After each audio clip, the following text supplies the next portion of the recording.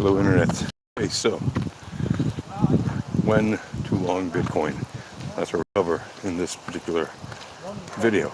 So, if you're trading using volatility, entropy, probability, and statistics, also known as the VEPs, then you want to, first of all, look at the volatility. When should you long any asset, Bitcoin or anything else?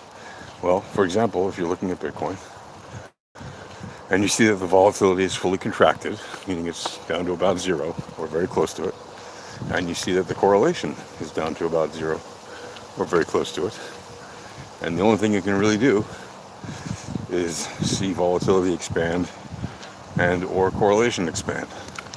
If they both expand, the tendency is the price goes up. So that is when you would want to long Bitcoin, when they're both completely contracted and there is nowhere for them to go but up. Of course, you have to keep an eye on it to make sure that one doesn't go up a long time before the other, because if, for example, the correlation starts to rise significantly, but the volatility stays flat, then you're not going to see the price go up, right? Or vice versa, if the volatility expands and the correlation stays flat at zero, then you won't see price tend to go up, right? You see go sideways and down. Depending on the slope and all that.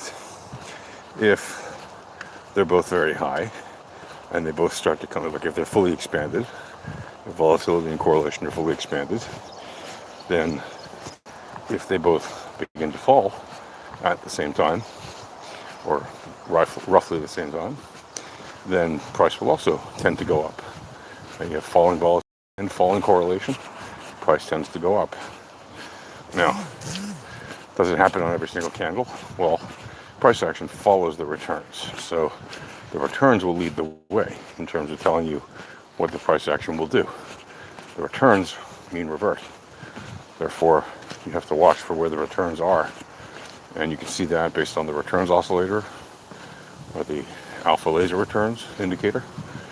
And of course, you can see with the volatility indicators, right? The alpha volatility radar, alpha volatility percentage, and AT Pearson correlation, either one of those sets effectively telling you the same information. Or you can see with variance, because variance is basically the spread of data around the mean, and what is that?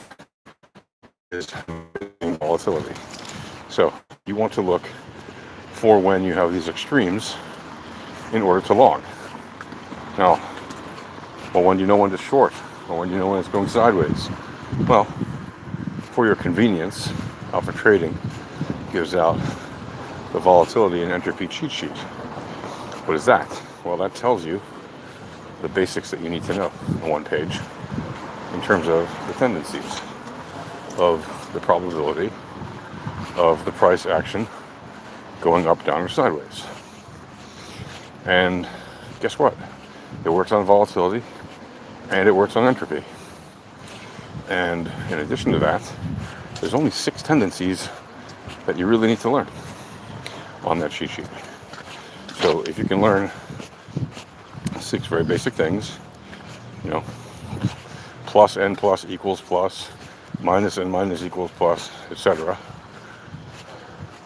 There's only 6 of these things.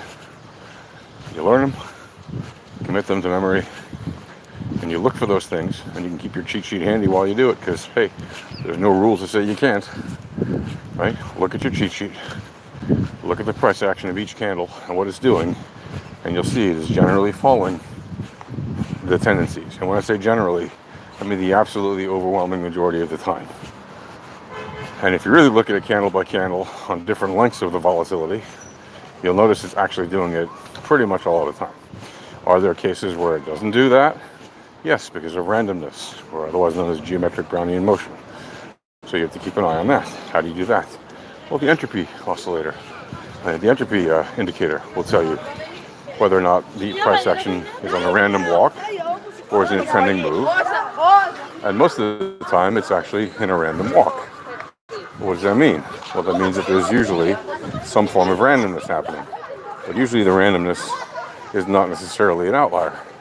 Right? It's not necessarily a fully compressed measure on the entropy indicator. So that means that you can actually trade in randomness if you know how. And you can take trades when an asset is on a random walk, especially if you look down on lower time frames and notice that there are trending moves within the random walk of higher time frames. So, once again, look for the outliers first. Look for when volatility and correlation are fully contracted or fully expanded and have nowhere else to go but the opposite direction. And if they both go at that opposite direction at the same time, or roughly at the same time, then the tendency is that the price will rise. So, you're welcome. And on that note, folks, happy trading.